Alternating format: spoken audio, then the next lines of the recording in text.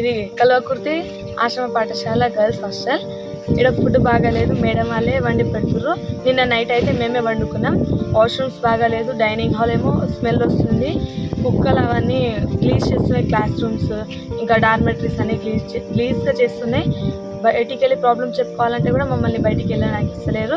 రోజు కిచడి, జీరా రైస్ ఇంకా సాంబార్, ఎప్పుడెప్పుడు కారం పెడతారు. ఉప్మా కూడా పెడుతుండే, ఇప్పుడు అది కూడా పెడతలేరు. అయితే డైనింగ్ హాల్ కూడా నిన్న ముందర డార్మెటరీ ఒక కుక్క చనిపోయింది. అయితే మేము సరికి చెప్తే మున్సిపాలిటీ వాళ్ళని పిలిపించి ఎత్తిపించారు. కానీ అది 2 రోజుల నుంచి ఆయన చనిపోయింది. మేమైతే హాల్లో పండుకుంటున్నాం. నిన్న ఒక చెవులో పోతుంది ఆ పురుగు చంపినాం. నిన్న ఒకటి రూమ్ దగ్గర కూడా పాము చంపినాము.